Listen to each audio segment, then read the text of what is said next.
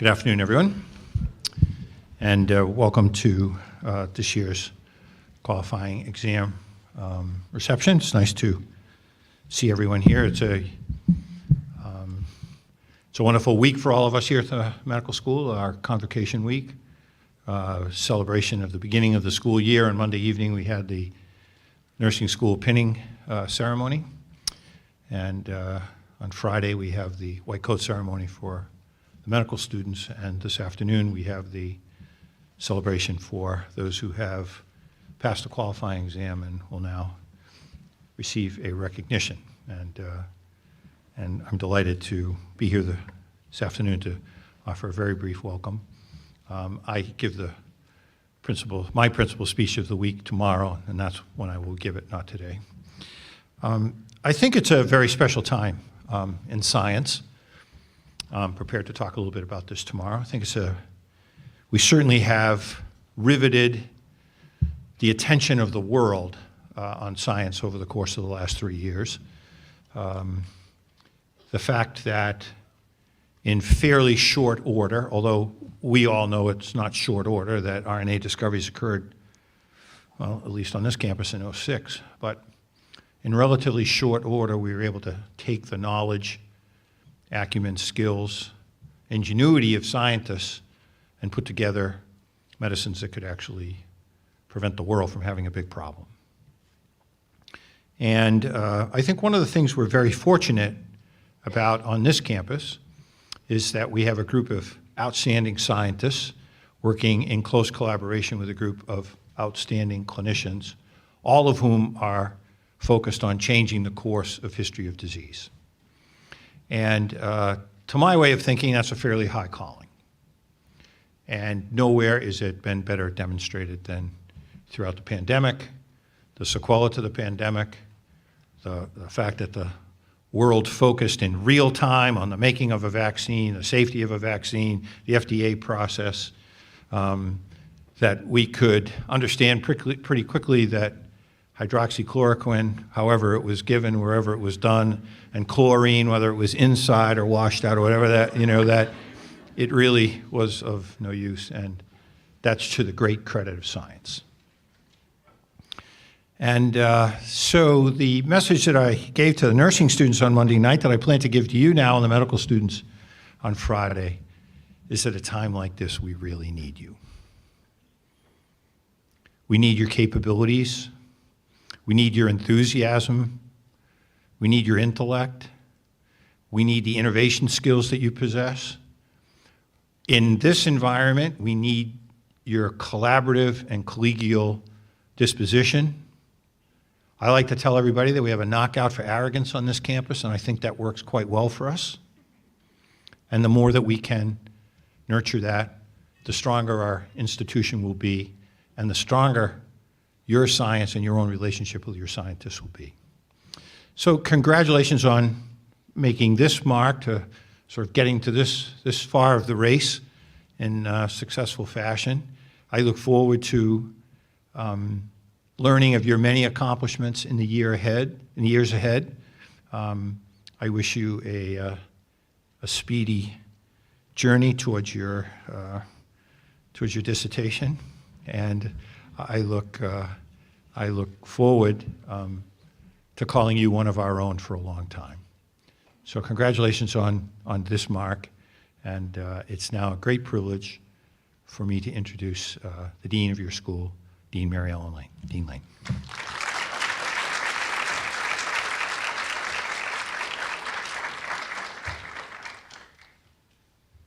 Thank you, Chancellor Collins. Oh, yes. Chancellor Collins, Provost Flott, faculty, staff, postdocs and students, guests and friends, and honorees. We welcome you all today to celebrate the achievement of our newest doctoral candidates who have successfully passed the qualifying exam. Here in the Morningside Graduate School of Biomedical Sciences, we celebrate this rite of passage to mark the transition from student to scholar, from knowledge consumer to knowledge creator. Helping you through this transition has been a community effort, and we recognize with sincere gratitude all of the faculty advisors, instructors, exam committee members who gave their time and intellectual gifts to help prepare you. We are grateful to staff members, especially Mindy Donovan, Arena Parker, and Dean Woodfin, who managed all of these sometimes complicated administrative processes. And we thank friends, colleagues, and loved ones for supporting you all throughout this process. And we express our appreciation and admiration for the way that you have succeeded. In the eyes of the faculty, you are prepared for successful pursuit of a PhD. Congratulations. Recently, I've been diving into the growing body of literature that addresses a question that's of personal and vocational interest to me, and that is, what factors and attributes contribute to success in graduate school and persistence in science? There remains much work to be done and understood, but I'm struck by the consensus around the necessity of 3 specific factors: confidence, a sense of purpose, and the feeling of belonging. You may have expected to hear academic preparation, intelligence, and hard work, and yes, these are very important, but they are prerequisites.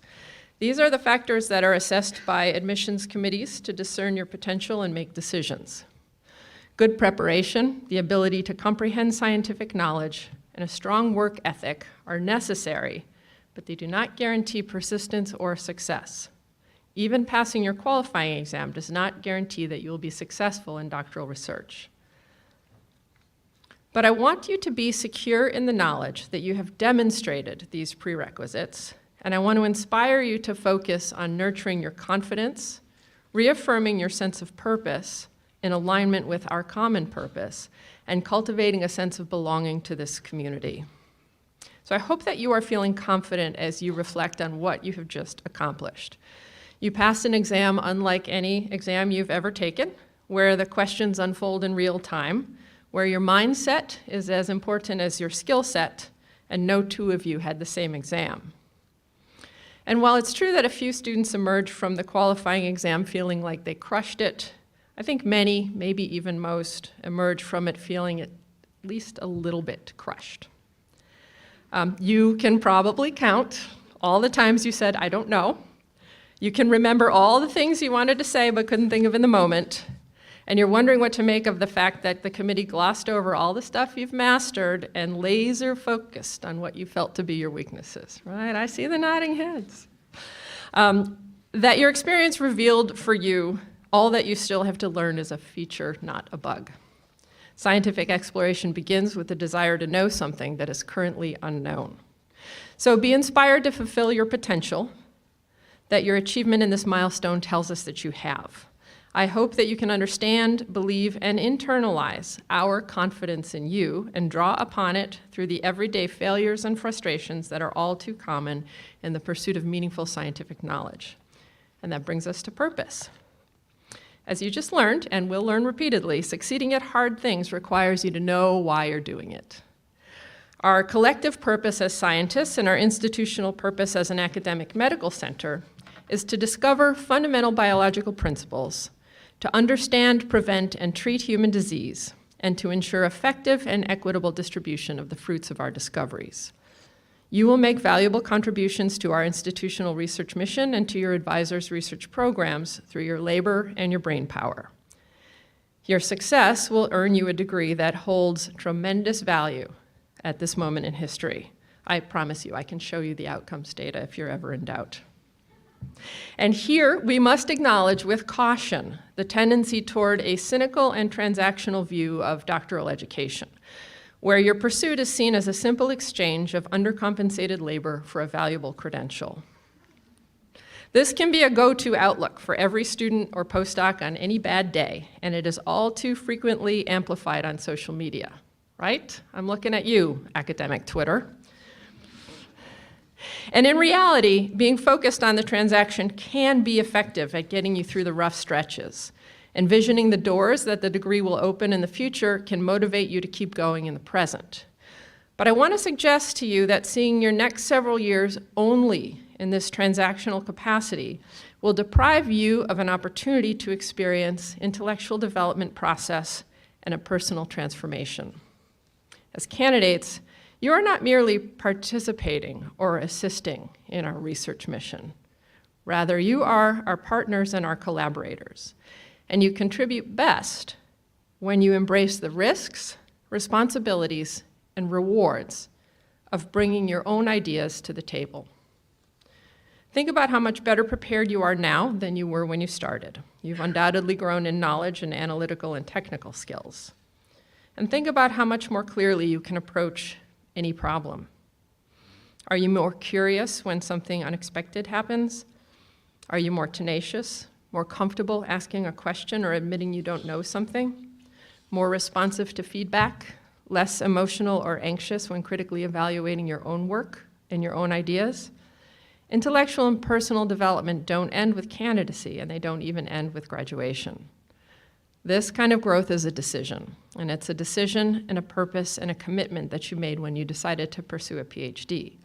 So in addition to connecting your own purpose to our collective purpose as scientists, I encourage you to embrace the opportunity to engage in a transformational developmental process and to continue growing, learning, and stretching out of your comfort zone.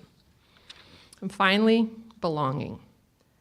You are surrounded by people who have succeeded, people for whom a sense of belonging felt at the very least attainable most days, but more often was so baked in and so taken for granted, so much a part of the experience as to be almost unperceived.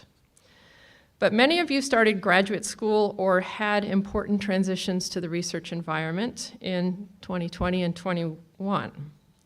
The typical rituals of first year were put on hold or radically altered. You got to know your classmates on Zoom, if at all. The first months with your research group had the additional stress of distancing, shift work, fear of interruption, and the constant awareness of personal risk. So it's on us here to recognize that the circumstances under which you began your studies may have impeded your development of a sense of belonging. And it's on us to understand the role that our own sense of belonging has played in our success and to ensure that we are actively working toward creating an inclusive culture that values each of you as developing scientists contributing to our mission and as people with goals and purposes of your own. So we congratulate you on your achievement and welcome you and your many gifts to the community of scientists and scholars. We look forward to getting to know each of you as people and as colleagues and partners in our shared mission. Congratulations.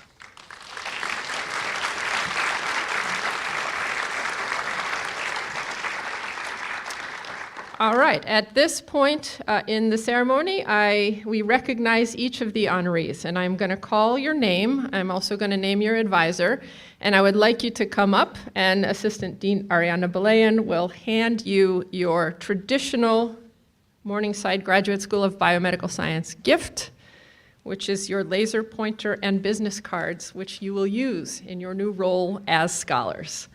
I want to thank those of you who gave me guidance for pronunciation of your names, and I am going to do my very best to honor you by saying your name correctly.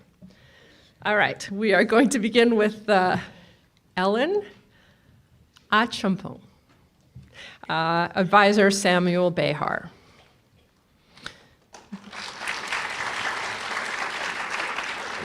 Vincent Azzolino, Advisor Celia Schiffer.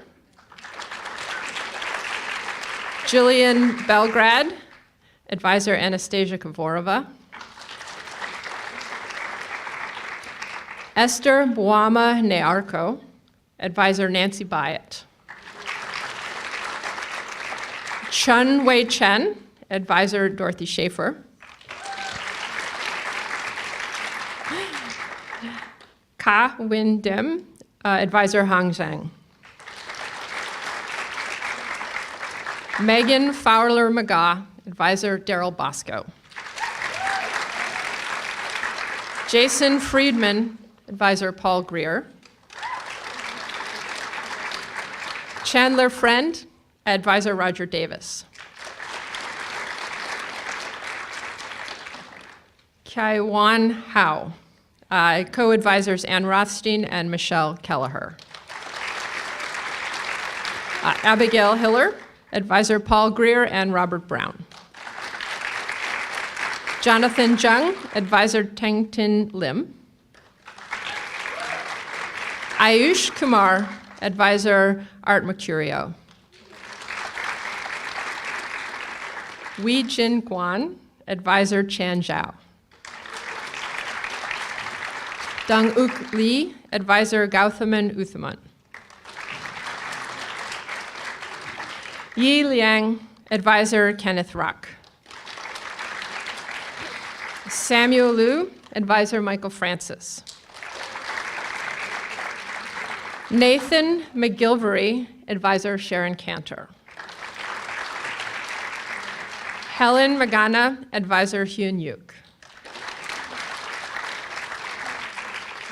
Price Mishner, Advisor Peter Friedman. Rachel Miller, Advisor Neil Aronin. I'm just realizing that I'm seeing many of you in person for the first time right now, and I gotta tell you, it's amazing. Eli Min, Advisor Alexander Byrne. Yen An Wen, Advisor Jonathan Watts. Veroniki Nikolaiki, Advisor Fen Biao Gao.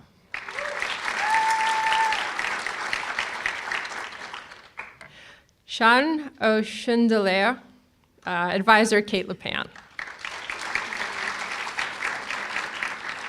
Zachary Racenet, Advisor Ann Mormon. Sydney Schock, Advisor Amir Mitchell.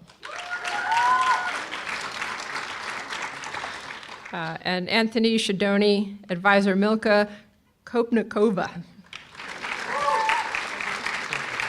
Jacob Stillman, Advisor Dorothy Schaefer. Milo Vantine, Advisor William Flavahan. Kelsey Wagner, Advisor Michelle Kelleher. Eleanor Wiggin, Advisor Paul Thompson. Peng Zhao, Advisor Chan Zhao. And Sarah Svornichinen, Advisor Celia Schiffer. All right. Great, thank you. And thanks for your patience. And what's next? So there are, next. Oh, yes, next is a big moment, yes. So it is customary at this ceremony to recognize the Zelda Hayek Scholarship Award winners. The Zelda Hayek Scholarship in Cell Biology was established by the late Dr. Gerald Hayek, UMass Chan Professor of Surgery and Cell Biology, to honor his beloved wife Zelda. And the purpose of the scholarship is to provide support for female trainees who are initiating research careers in cell biology. This year, I am very pleased to recognize our two awardees. Please stand and be recognized, Jillian Belgrad and Abigail Hiller.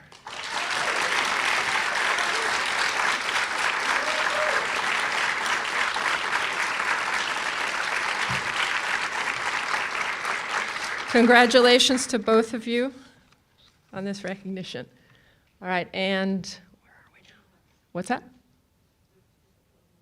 Closing remarks. Okay, and it is my pleasure now to introduce Provost Terry Flott to deliver the closing remarks.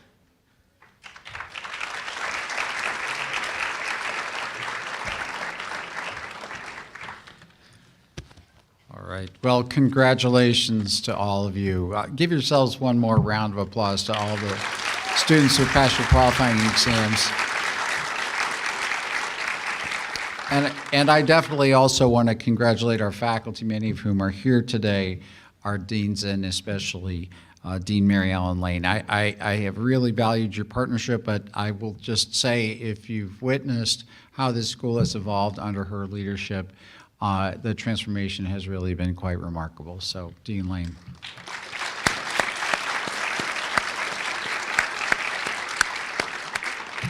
And thank you, Chancellor, for your leadership. As always, these events that occur in Convocation Week are wonderful because we have an opportunity to recognize achievements among our community, and we really should not pass over those. So as Dean Lane mentioned, your particular class that entered in 2020 and started your graduate career had a particularly rocky initial course coming in the middle of disruptions caused by COVID. And I think of those, most notably is, as she mentioned, not being able to be present, fully present in person and getting to know your classmates at first, at least. And so it is it is a tribute to your resilience that you persisted and that you've made it to this point. And now you've entered into your doctoral thesis research. Again, this is definitely already a strong attestation of your, to be honest, of your courage and determination to pursue this goal. I just want to note that the isolation and disruption caused by the pandemic is not the only challenge that students of your class and of your generation have faced and are facing. And this is not news to you, but we just want to acknowledge that we know that strains in our social fabric, which have been caused by racism, extremism, political polarization, and the decline of civil discourse, have affected us all. They've added to stress, they've added to student mental health challenges, to faculty mental health challenges. And many commentators have noted that in this era of polarization, there is a general decline in mutual trust. And I would say that has been particularly manifested by skepticism about science and about the scientific evidence of policies such as public health policies, whether they relate to COVID-19, to gun violence, to adverse health effects of climate change, or to the toll on human health of poverty and stress. The lack of trust in public health science relates to broader skepticism, or in some cases ignorance of science, or what the scientific method is all about. Now, in my opinion, the cure for this societal ill really is you. It's this new generation that you represent of bright, intelligent, socially aware people. As members of the student body, you're also citizens of the community and of the broader world, and we're proud of you. We're proud that you will bring a scientific approach into your lives and careers and everything that you do, regardless of exactly where you end up working and pursuing your career as biomedical scientist. Now, as I've been commenting, I think we need people like you within our broader society, people who've made this fundamental commitment to objective truth. But, you know, we actually very much, as the Chancellor was talking about us needing you, we really need you here at UMass Chan as well. And I think sometimes people think, well, we need students to work in the labs, and, that some labs do have a lot of students who do service the labs, and we want to acknowledge that. That is a great service. But I just have to say, one of the things I do with my professional time that is not part of being provost or dean or other things is I'm privileged to have been asked by a number of GSBS students to serve on their track committees, and I have to tell you, that's one of the things I enjoy the most that I do individually. And I think other faculty who are engaged with you, that's really true for them as well. You really, it's really good for the faculty. It's good for us. It's good for career scientists who work in our labs to have students. It's just enriching to all of our lives, and it's a part of why we choose to be in academia. I mean, people in the fields that are close colleagues of my own in the Gene Therapy Center, really all have chosen to be in academia where they've had lots of other opportunities. And by and large, the same has been true in many cases of people who have chemical biology backgrounds, biochemistry backgrounds more generally. People are choosing to be here because of you and because of students like you who not only make the work more productive, but make the work more enjoyable. So I hope you really have an opportunity as we're all increasingly spending more time together, that you really get to fully know and appreciate that and to enjoy really what you're doing here. It is hard work. It is a challenge. I know it can be unnerving. I was talking to a student this afternoon, actually, at the ice cream, who's 1 year behind you, and I won't say who it is. She's a superstar, works in a colleague's lab, and she said, "Oh my goodness, it seems so far away to be having already passed my qualifying exam." And, you know, I will just say, if you need additional help or time, people are here to help you, but you're here because you belong here, and you're going to thrive here, you're going to do well here. And so I hope you have an opportunity to enjoy being here as well. Enjoy your science, enjoy the joy of sharing that with your colleagues and with your PIs and with other people in your lab. It's really very much of what makes this place great. So thank you for that. Thank you for that time. And again, thank you to Dean Lane, Chancellor Collins, for organizing these events. It's great to have a chance to celebrate.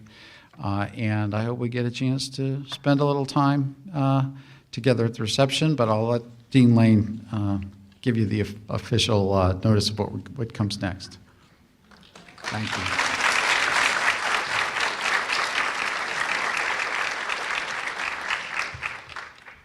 All right, thank you, everybody. This is always a brief and very upbeat ceremony. I think next there's going to be a group picture, and then you can join the rest of us who are not in the picture in the reception in the cube.